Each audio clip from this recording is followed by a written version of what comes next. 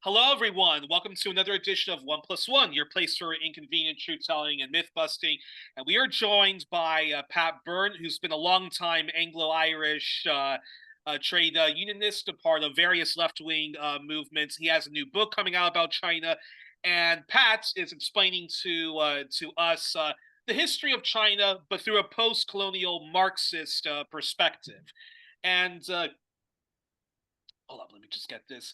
So Pat, we were just talking about the reforms that China did. I think many would say much needed, necessary reforms, which is giving more autonomy to local governments and to the local working class, allowing international business to invest in China, which gives lots of people employment and so forth. And we talked about the half truth to full on fake news, which was the Tiananmen Square massacre and so forth. So now, as we talk about China today, well, before we talk about China today, and I have lots of questions about China today. How would you discuss China in the '90s and the early 2000s? Who some say Mm. China adapted itself to the neoliberal economic order. Well, I mean, China is a bit of a strange beast to most people. They can't Yeah, quite figure out what it is. Is it socialist? Is it capitalist? Etc. Right? And you can exactly. understand why. You can understand why. Um, and then after in the last session, we'd finished off around 1992, when the reform movement, which had been temporarily halted because of the Tiananmen Square events, resumed, and the economy started to boom again. And you can certainly say that the reforms that were taking place in China at that time, in that period from 92 through to say about 2006, 2007 latest, that they were very much orientated towards the private sector. So, for example, you saw quite a lot of privatization take place, not of the whole economy, but of the smaller state-owned enterprises. There were so many state-owned enterprises that they decided to close down a lot of the smaller ones and focus on the larger ones. You saw many ideas, Western ideas, started to come into China, economic ideas and so on. And even to the point where in 2002, a decision was made to allow rich people to join the Communist Party, capitalists to join the Communist Party. You saw, which I think people make far too much emphasis out of. They introduced the concept of private property into Constitution of China. But I mean, what does that mean? I mean, people that have private property, in terms of everybody has private property, don't they? Workers or whoever, all over the world. but the turning point came in around the great financial crisis of 2008, 2009. Mm-hmm. And Yeah, what happened then was that the majority of the party leadership, who were still from the point of view of wanting to build a socialist society and eventually a communist society, still regard themselves as loyal communists and so on. A small minority of the party had become infected by neoliberal ideas, but the mainstream of the party was either in the center or to the left of the party. and would And they saw, and would you yeah. say who I believe so? So would you say Hu Jintao? He was more influenced by neoliberalism, whereas the current president I don't know why I'm blanking on his name. I should not be blanking on his name, but the current, but the current President Xi, you mean President Xi, yeah? yeah, Yeah, no, and no, I mean, he's more of a leftist faction of of a leftist sure. faction of the broad churches of the Communist Party of China. Well, actually, I mean, there is a danger which the West falls into of personalizing too much of this stuff, right?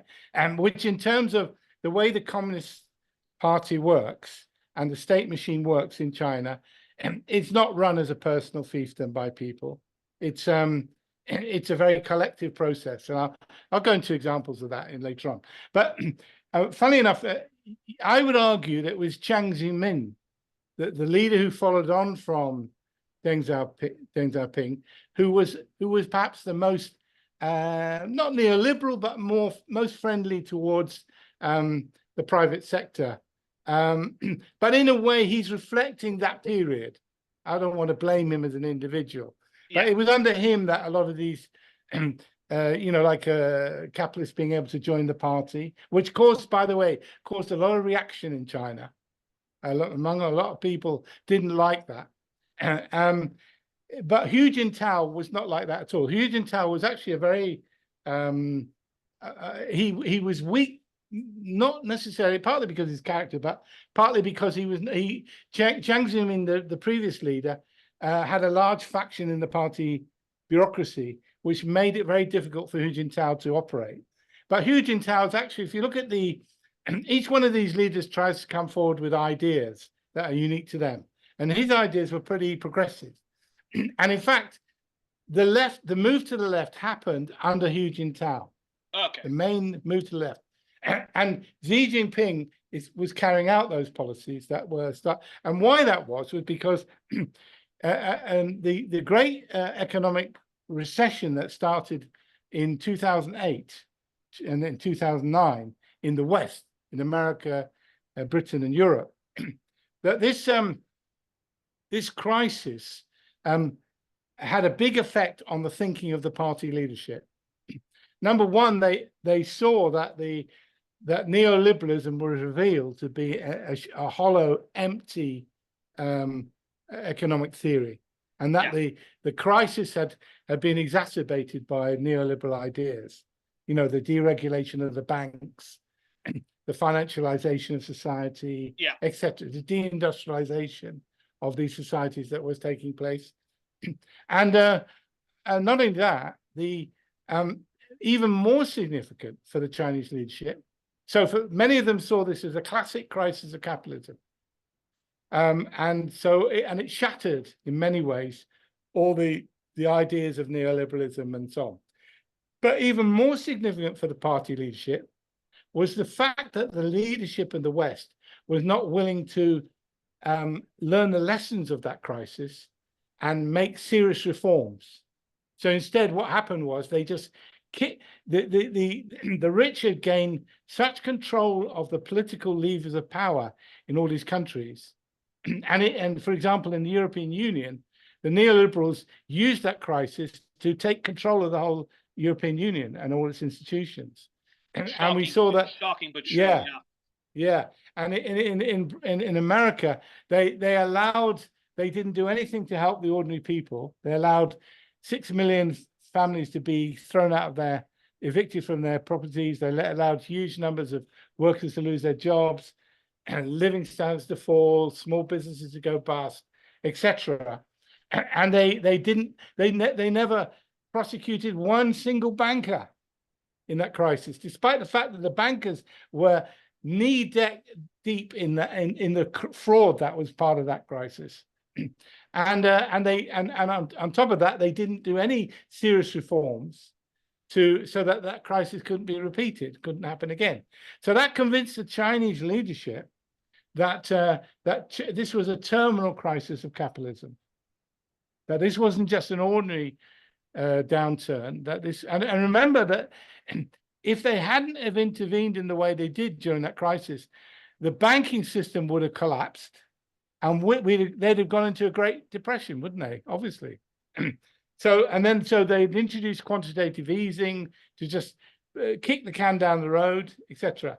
So the Chinese leadership, they saw all this, Not only that, they realized, they had built quite a bit of the economy had been built on this model of cheap exports to the West, Yeah. produced by, first of all, by foreign companies, but increasingly by Chinese companies.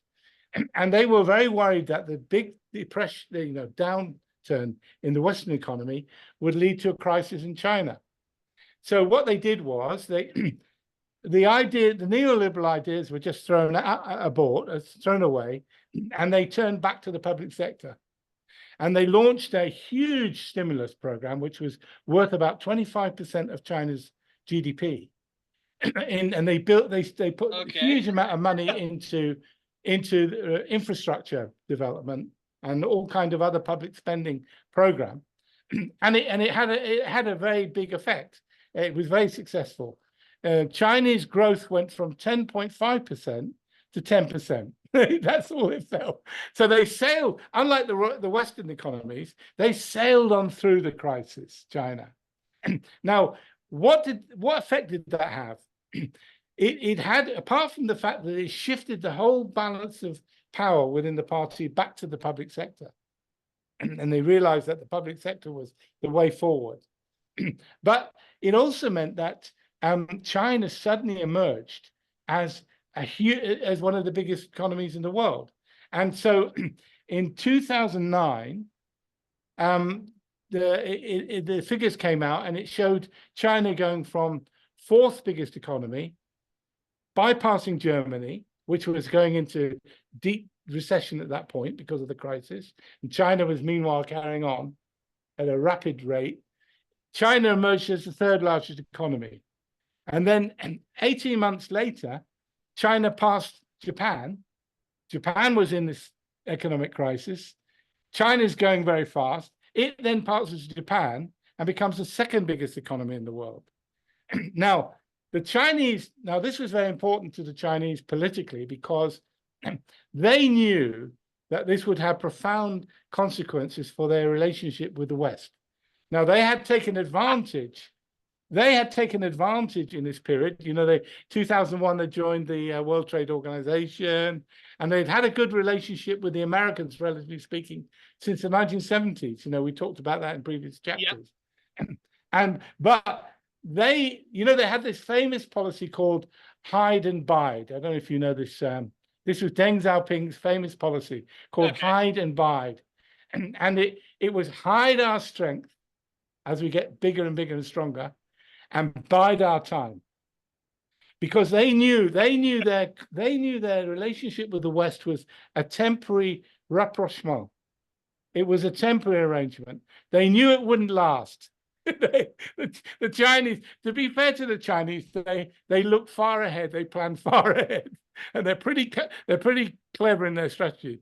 So they knew that at some point their relationship with the West would break down.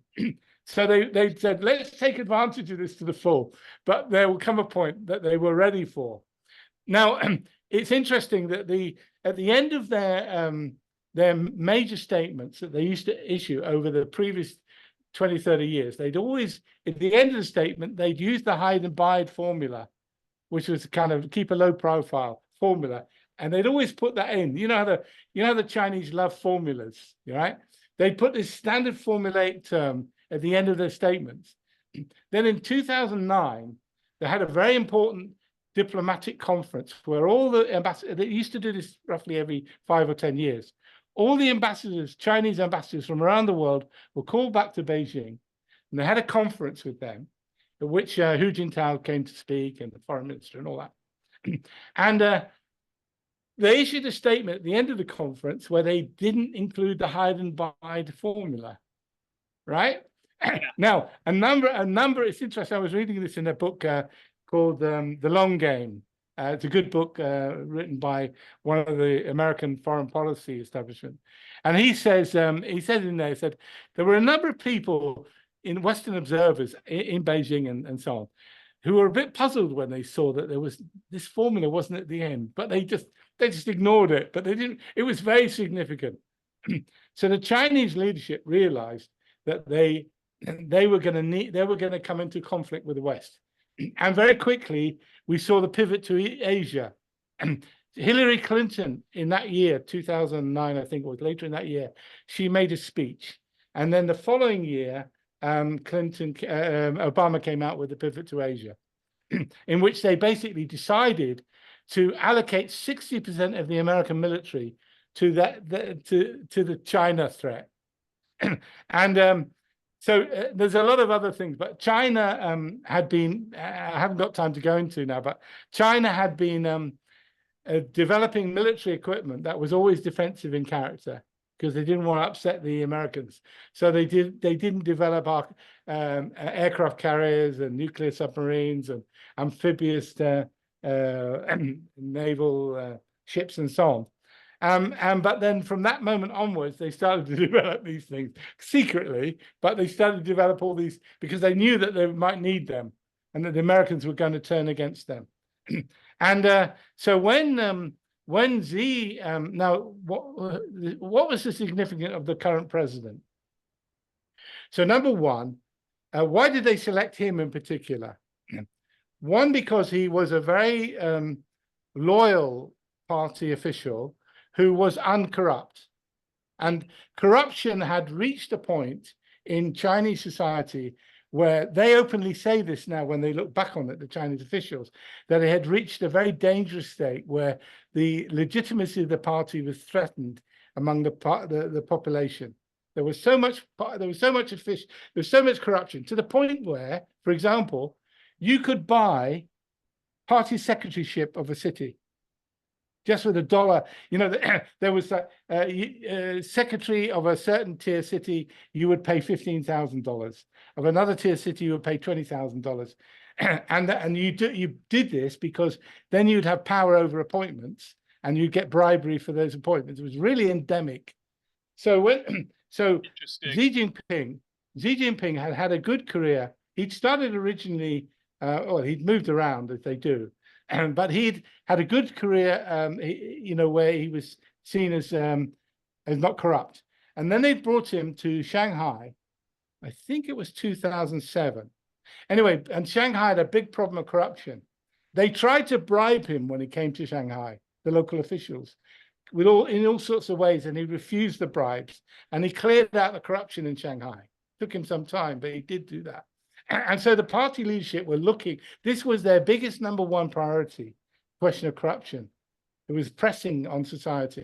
So they appointed Xi Jinping because he was anti-corruption and clean, right? So that was the first and number one. But also the fact was that he was quite a strong character. You know, you can see by his character that he's not, Hu Jintao had been a very character who liked to please people. Yeah. Nice guy, very nice guy. But he was not suitable for going into this period of conflict with the West, whereas they thought the character of Xi Jinping was more suitable for that as well. So he takes over, and very quickly he launches the Belt and Road Initiative. You remember 2030. Yeah, so exactly. He starts in late 2012, and his first speech to the party, to the Politburo, the Central Committee, I can't remember which, is that basically about the need to, that we need to reinforce the ideology of Marxism, Leninism, blah blah blah. Yeah. And then the next year he launches the Belt and Road Initiative, because they realized what they had understood was in the developing conflict with the West, that the West would try to cut off China from exports to them. They knew that that was going to come. Wow. So the Belt and Road Initiative was all about, it was designed to achieve a number of different things. But one of them was to give China a chance to develop a completely different market, so that when America and European Union cut off trade with China, it wouldn't be a disaster for the Chinese economy, that they would have, and they have managed to do that over the 10 years of the Belt and Road Initiative. They now trade more with the countries of the Belt and Road Initiative than they do with America. They sell more than they do with America, European Union, and Japan combined, which is an incredible success that they've had with the Belt and Road Initiative. Allow me to interject here, because I think it's important to understand and clarify. So during the 80s, the 90s, and the early 2000s, there was uh, there was a period of deregulation, if you want to call it a period of neoliberalism. Yeah, Folks can do sure. that. Where indeed a lot of abuse of corporate power happened. Like, there was the scandal with dog food being very tainted, Yeah, there were all sorts of being very scandals. Yeah, tainted, baby right. you know Baby food and baby all milk kinds. formula also being very tainted. Right. Okay, so there was that period, and while that period was going on, there was a booming middle class. Of course, some will later become rich, but there was more of a middle class that was going on, a bourgeoisie, if people want to call it, if people want to call it that. And while there were these corporations, Western corporations, that did set up shop in China, it can be Microsoft making computers. It can be Mm, Apple right. making their iPhones and stuff like that. There was some terrible human rights abuse that took place, workers not being treated well, and so forth. Yeah. But all of that Okay. later radically reversed itself after the fall of the banks, the corruption of the banks, and the housing markets. So then later, the Chinese system, the Chinese leadership later cracked down on corruption, introduced more regulation and more accountability, even locked up some billionaires and corporate folks that were abusing their power. And I believe Jay Watts, formerly of the Communist Party of Canada, when he was on the program and we were talking about all things China, he was saying that actually Chinese workers actually have much more collective bargaining than in countries like Portugal, for example. So that Mm, period is going on, and so China then starts to, for lack of a better word, starts to introduce more of its leftist policies again.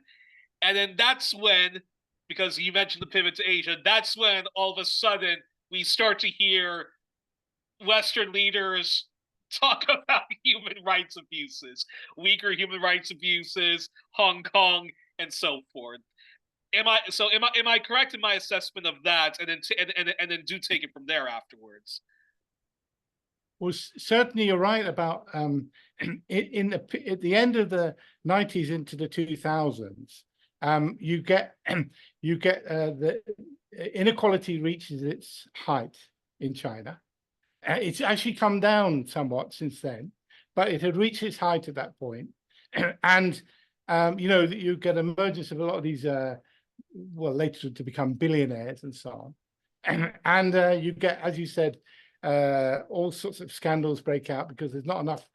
What they've done is bent the stick to allowing private enterprise to develop, but they're not regulating it properly, right? So then the thing where I would have a bit of confusion is the terminology, of class terminology you're using, Okay. because this word middle class is completely confusing. It's used in America to talk about the working class. And they don't like to talk about the working class, the American political elite. So they call them the middle class. So this completely confuses the hell out of everybody. Whereas the middle class traditionally was always known as the petty bourgeoisie, the small, like doctors, dentists, lawyers, small shopkeepers, small businesses, etc. Right? And I prefer to keep with the traditional terminology, because otherwise you tie yourself up in knots. And it's true also what you said, that the model of the economy at that time was low wages, and cheap exports, and low value added exports. It was furniture, textiles, toys, Oh yeah, etc., etc. that's where you have Right. more or less. I'm pretty sure almost everything and anything in my room right now probably has a made in China. Well, but some of those things now you have is developed later on. But at this point, it was very low value added and very cheap and nasty electronics and whatever. But that's changed, that's changed quite dramatically. They had they realized under Z that the model of the economy had to change. And that the low value, cheap labor economy that they had been, export-led economy, was no longer the way forward. So they wanted to go up the value chain, as a lot of countries do. And so they set out specifically. I remember watching, it was funny, I remember watching at that time, around about 2014, 15, a program where the Western economists were marveling at the fact that the Chinese were going to intervene in the labor market and raise wages. And they wanted to do that because it would then force the employers to go on to higher value manufacture, more investment, more automated manufacturing, and so on. And they understood that from a Marxist point of view. That was the way forward. So then we see, then we see China moves into during the period from 2013 onwards. So we start to see the idea developing of Made in China 2025. You may have heard of this thing. So in 2014, and then it was published 2015, they announced that in 10 years' time that they wanted to become the leader in certain key technologies. And these were electric cars, renewable energy, solar panels, et cetera, engineering, and many different things. So, and there were 10 items that they focused on. Now, when this was published, maybe it was a mistake to publish it because it put the fear of God into the West. They up until that point, they were, although they were doing the pivot to Asia and they were doing some other things, they were still along the idea that China was going to, and they had illusions in President Xi. They thought he was going to be okay, and that the thing was going to go in their direction. It was going to, China was going to become more, because they had this idea that as people got better off, they would become more, they would demand more human rights and more participation, more say-so.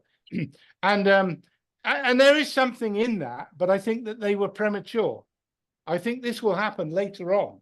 I think it was too premature at that point, because we were still in this transitional phase where the older generation and even the middle-aged people were so thankful. And I should have said this, even when the workers were getting low wages, the fact that they had wages and regular work, and as the economy was getting hot, then they could go from one job to another, and in the labor market, that would be good, right? So, and they were, they were feeding themselves, and they were clothing themselves, and they were buying apartments, and so on. And of course, you had the one-child policy, so they didn't have lots of children to spend their money on, etc.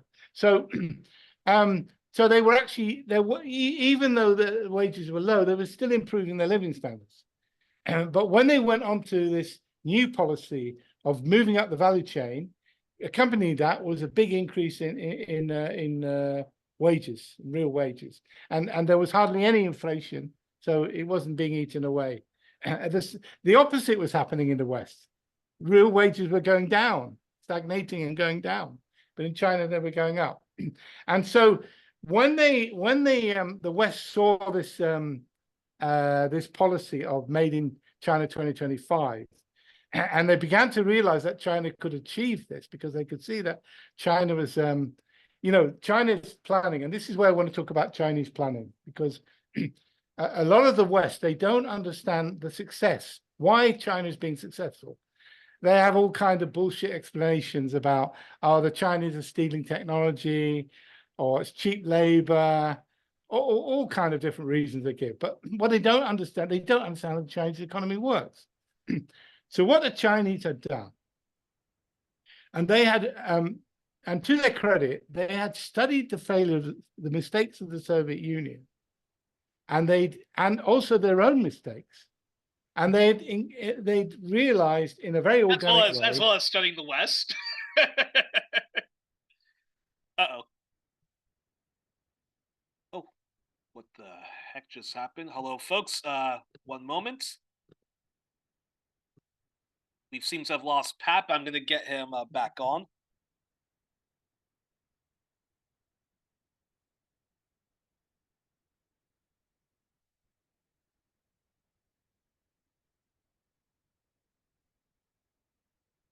Okay, Pat's joining us. Hold on, folks.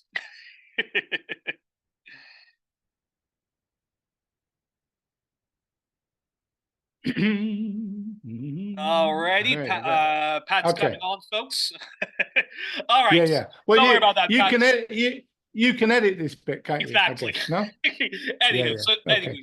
so you're saying, Pat. Anyway, so so the Chinese had learned from many valuable lessons from mistakes made in the Soviet Union and also in China since 1949. As well as And the one of West, those, because they've also studied the West's different systems and whatnot, right? yeah, but I don't, yeah, I think those lessons come a bit later on, actually, Okay. not at this point. So what the Chinese, because the Chinese, remember, is working within a Marxist-Leninist framework in their thinking, and they're trying to build a socialist society, and they've decided that, as Deng Xiaoping had made very clear, they decided that they needed to build up the productive forces to a certain point before the socialist side of things could become viable. So that's how that was their strategy. But what they had done was they learned from the mistakes of the Soviet planned economy. And it gets a bit confusing because a lot of Chinese intellectuals say, oh, we don't have a planned economy in China. What they mean is they don't have the Soviet type of planned economy, but they still have a planned economy. And they have their 5-year plans. And what they've done is they've made these 5-year plans very effective. So they don't try to use the plans to set prices and to decide every detail of the economy for the next 5 years. What they do is they basically use the plan as a guidance mechanism to guide the economy and to mobilize all the necessary forces, financial and organizational, to achieve the goals of the 5-year plan. They use supercomputers now. In the Soviet Union, unfortunately, they wasn't computerized, so it was very crude and so on. And not only that, they have made it so that they constantly fine-tune the plan. So they issue the 5-year plan. They've got all the nodes that give them the information that they use to make the plan are constantly updating, giving them the results of how things are developing. You know, is the steel industry, how fast is the steel industry developing? How fast is transportation? But whatever, you know, and are they falling behind on certain things? Do they need investment more on something? And so what they're fine-tuning through feedback constantly through the 5-year plan. Not only that, one of the big failures of the Soviet system was on innovation. And I don't have time to go into the details. But the Soviet Union did not handle the question of innovation well at all in their system. Whereas the Chinese realize that innovation is crucial, and they become more and more aware of this as time has gone on. And so what they do is they actually they have contacts with futurologists across the world. They do. Yeah, and these people act as consultants, quite famous, leading people around the world act as consultants for the Chinese 5-year planning process. And what they do is they ask them what do you think are going to be in the next 5, 10, 15 years the new industries, and they feed that in, and then they make a decision. So that was why, for example, they identified electric cars as the they identified that as a way forward for the Chinese economy, because they had succeeded in attracting a lot of the big car manufacturers to China. So they were manufacturing General Motors, Ford, BMW, Volkswagen, Mercedes, etc. In fact, a story. My father, was a longtime white collar worker. He had to do lots of business trips in China, South Korea, Japan, and Taiwan. And he said something, and John Pilger also said this in his documentary about, the pivot to Asia, that, I remember going to China in the late 70s and early 80s, and it was just people riding bikes everywhere. And then fast forward to the 80s, and, now, and of course, everybody's, driving cars. And of course, there's a very advanced public transportation, high-speed rail way, and so on. Right. Well, one of the interesting things was that what when the foreign companies came to China, it was part of the neoliberal era in the 1980s onwards. And they had this, they were trying to save money and do things on the cheap. So that's why they were leaving America and Europe and so on, and investing in and neoliberal. One of the things a lot of people don't realize, you wouldn't know what the first measure that Mrs. Thatcher made when she came to power in 1979. The first thing she did was to lift the exchange controls, because that was a central tenet of neoliberalism, was to move the exchange controls so that capital could flow freely into the developing world, right? And they also, what they set out to do was to remove the restrictions that existed in a lot of developing countries, that prevent, that they favored local nationalization and public ownership and other things, right? And they wanted to remove all those things because they genuinely wanted to create a level playing field whereby capital could move easily to the places where labor was cheapest, raw materials were cheapest, because then they would make the biggest profits. They didn't care what terrible effect this would have on America and Europe and so on, and how this would deindustrialize them, how the workers of these countries would lose these well-paid jobs. And they basically wanted to go and exploit the places where they could make more profit. Now, so China, of course, was the biggest example of this in the world, but this happened all over the world. Now, the next thing that happened in the neoliberalism, which is very interesting, and all these things create contradictions for the capitalist system. So one of the next things they did was, in the old days, they did have investment. If you go back, because this wave of globalization that happened in the 1980s was not the first wave of globalization. In many ways, it was the third wave globalization. The first wave being, in centuries before, and then the 19th century and early 20th century.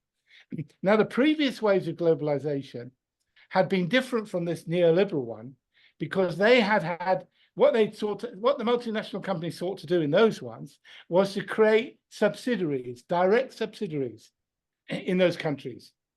And so, for example, here in Brazil, we had Ford Brazil, we had Mercedes Brazil, etc.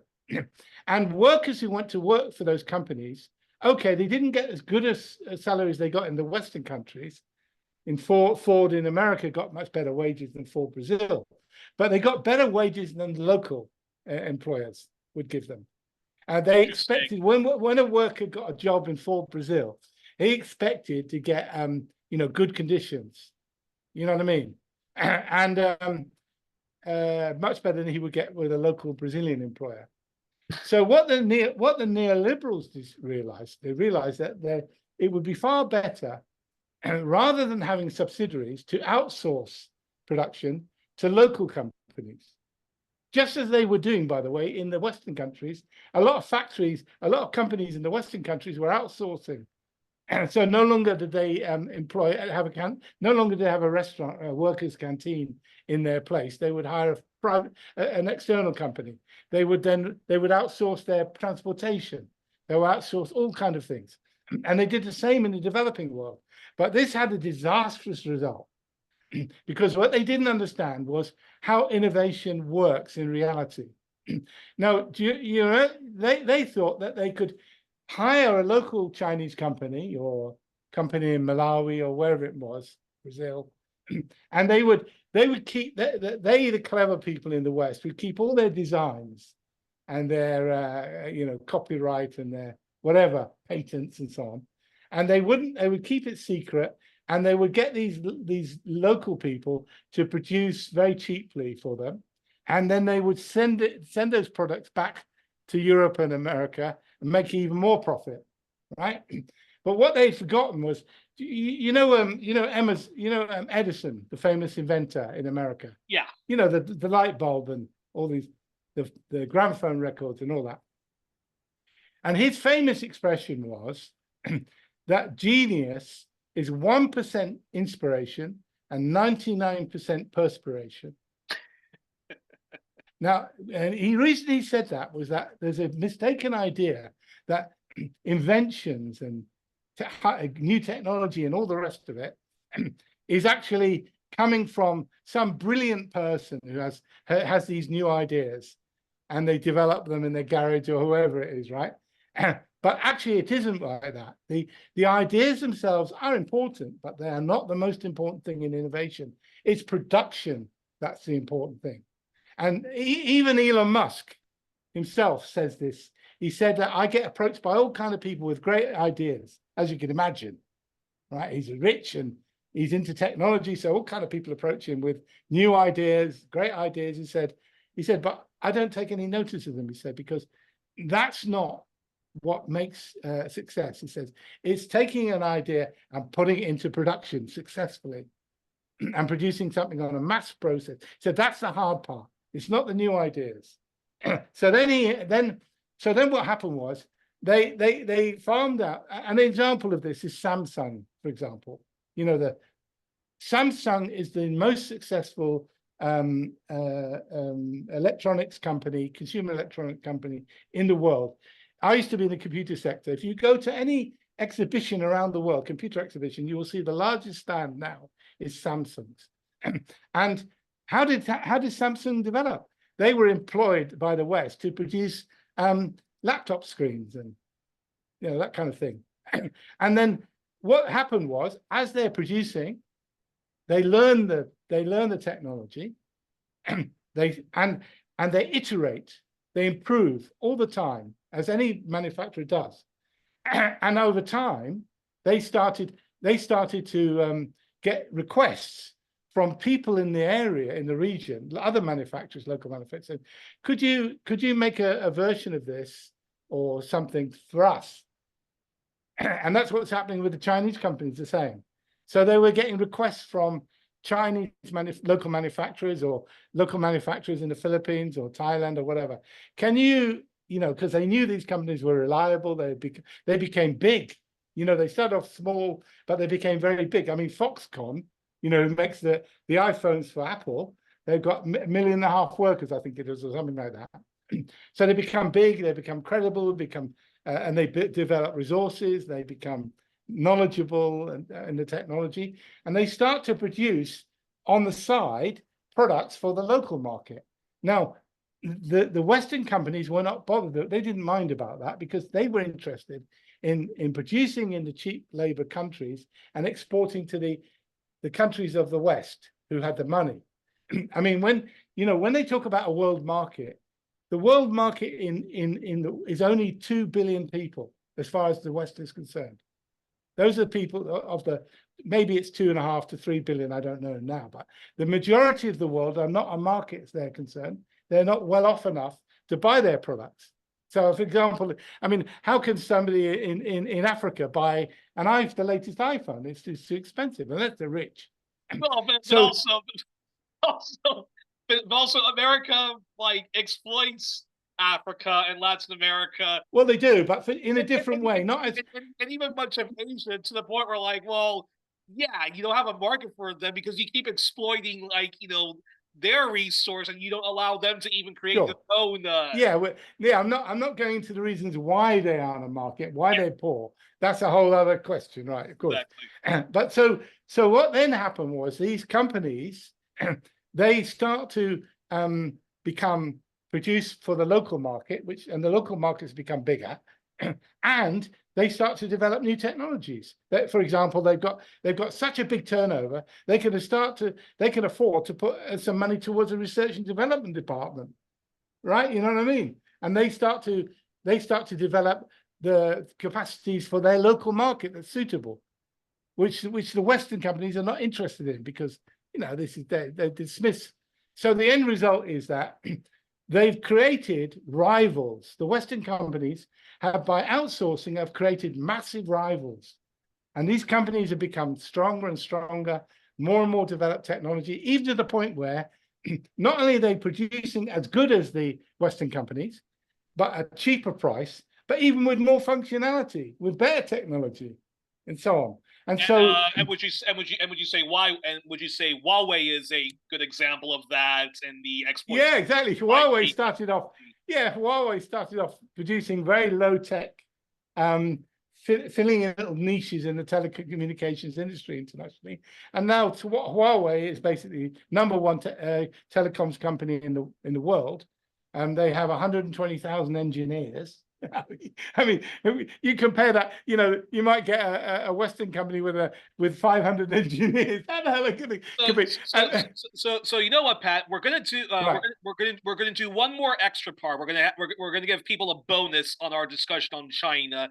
So there's gonna be a Right. part 4. But as we close this part, I have to then ask this $1,000,000 question, which is Right. explain to a Western audience and explain to our fellow lefties who watch 1+1 and so forth the difference between China's economy and when Western development goes into China. So, in other words, explain to people why China is not in Indonesia or the Philippines. Yeah, explain that. I'm not sure what you mean. Why they're not in Indonesia? What do you mean? Well. For example, for example, Indonesia is a place that's heavily exploited by Western capitalism. The Philippines is also heavily exploited by Western capitalism. Right. Not just the United States. Okay. Okay. Now I understand what you mean. Okay. So a lot of people also lump China that the only reason why their economy is the way it is because they've allowed Western corporations to exploit them. But clearly, that's not the case. The China now has all these huge companies, right? And China has this, as I said, this very sophisticated dynamic planning system. They own the banks, they publicly own the banks, so they have control of finance. So so when they make a plan to develop whatever it might be, electric vehicles or whatever, they then got the money to then direct to that sector. They then plan the logistics, you know, the railways and so on, the workers that they supply for that area. They work out through the further education system all the students what they should be studying for these future industries. You know, like I talked about how they're planning ahead all the future industries. So, of course, the Chinese system, although it has a large private sector, it's actually directing that private sector. And of course, the key question here as well is that unlike the West, where the bankers control the politicians, it's the other way around in China. The Communist Party dominates the society, and they tell the capitalists what to do. And if the capitalists get out of line, they end up disappearing into prison or something, whatever, right? And they do surveys of the capitalists in China, and they're not a happy bunch. They're really not a happy bunch. But they're making money if they, you know, but I mean, they have the advantage. The advantage the capitalists have in China is that if they follow the 5-year plan, and from that flows all kind of government support and incentives and so on, they'll usually do pretty good, right? So they do, but most of them.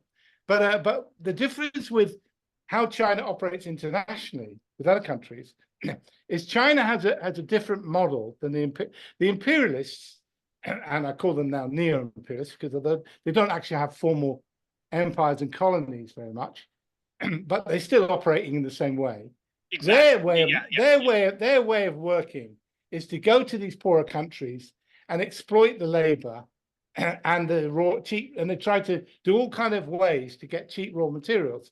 And if the leaders of those countries don't go along with them, they get them overthrown. Sometimes they even assassinate them, right? And they'll do all kind of regime changes. And also important to note, they're even willing to do that when it's been a loyal ally, like Congo, for example. Like the West just decided, like overnight, we're going to overthrow Mobutu and install like another puppet. The Philippines, the Philippines, Suharto. Okay, Marcos is being overthrown. Okay, Suharto's being overthrown, but we're still going to have the Suharto family control everything. We still got Marcos and different factions of the Philippines, being our puppets. Exactly. So they're seeking. Sometimes they might have a puppet government there, but that puppet government has become so unpopular, they realize they need to get rid of them and get another model in, get another version in. Yeah, and so that's how the imperialists operate. they know that the poor countries that they're ripping off and exploiting, at some point there'll be resistance. Of course, they then come in. Sometimes they bring in sanctions, they do regime change. Sometimes they even invade, or they create tribal problems in their battles within, and so on, supply one side with the arms. But China's model, the Western imperialist model is it's a zero-sum game where we gain by you losing. Yeah. Whereas the Chinese model is completely the opposite. The Chinese are seeking to build up the economies of these countries, not keep them poor, because then they become good customers for Chinese goods. So, for example, and this applies even to the question of raw materials. So, for example, in Brazil, I can give Brazil as a good example. When Lula came to power in the early 2000s, it was a lucky break for him, because China's economy was growing so fast. It needed some of Brazil's raw materials and food and so on. And so now Brazil is a big supplier of iron ore, soya beans, and all kind of other things like that. Now you might think, well, this is just a classic West, like imperialist. I'm seizing their raw materials, but they didn't approach it that way. The way the imperialists operate when they're buying raw materials or food or whatever is they will usually try to do it on short-term contracts. They would take maximum advantage of the cycle, of these commodities and buy at the cheapest price, etc. Whereas China was offering them long-term stable contracts at a good price, which is why they buy from China and not. This is why they supply to China rather than these Western countries, because they get a much better price over a long term, which allows the government to then plan and to use the resources to build up their rest of the economy. And it was only because of that, the fact that China became such a good customer of Brazil, that allowed Lula to then use that money to bring in, to build up Bolsa Familia, where they were helping all the poor people get a regular income and stop starvation among poor people in Brazil, which even the United Nations congratulated Brazil and Lula on having such a big impact on poverty in Brazil. And it was interesting when Lula left office in 2012. He left office as the most popular leader of a large country in the world, because he'd done really good things. And the same is happening now, that the economy of Brazil is doing quite good at the moment, because China's buying all their raw materials and food and so on. So even on that area now, China as well, on top of that, China is not just wanting to buy the raw materials. They want to, as I say, they want to build up the economies of these countries, which is why the Belt and Road Initiative is building up infrastructure. So these people can, the whole famous thing about, give a man a fish and you fed him for one day, teach him to fish, then he's feed himself for a lifetime. That famous expression. Exactly. But they're trying to do that on a bigger thing. So, for example, China, if you talked about Indonesia, Indonesia has decided that Indonesia is an incredible rich country in terms of minerals, particularly so, which is why the Dutch were so reluctant to give up Indonesia. And they fought the big war with Indonesian independence. Now, Indonesia is fed up with just exporting its raw materials, nickel, bauxite, and all the rest of it, at a cheap price to these Western companies who do the refining and processing and then sell it at a huge markup and get the lion's share of the profit. So Indonesia has a policy of refining all their raw materials at home. So the West is trying to prevent them. So China has intervened and is supporting them to develop their their refining and processing at home. And that's why Indonesia's got such a good relationship with China. Even though they've just had a big change of government, doesn't matter. They know. And also important to note as we wrap up this part and we start our bonus part 4 is that the Chinese also have this bizarre foreign policy of respecting everyone's sovereignty. Yeah. Right. So, and that comes with its problems. That comes with its problems, which we'll talk more about in part 4. But the Chinese foreign policy of respecting everyone's sovereignty, non-interference, that it's and we will do business with whoever is the sovereign government. It could be Assad in Syria, it can be the military junta in Egypt, it can be the democratically elected socialist government of Venezuela. China's model is non-interference and respecting of people's sovereignty. And if they do have disagreements, they will raise that in the United Nations. But above all, they do respect people's sovereignty, which is a much better foreign policy they've had compared to the past, which we might talk about in part 4. But okay. But yes, but folks, join us for part 4. This is part 3 of our conversation with Pat Byrne on the history of China through a post-colonial Marxist perspective.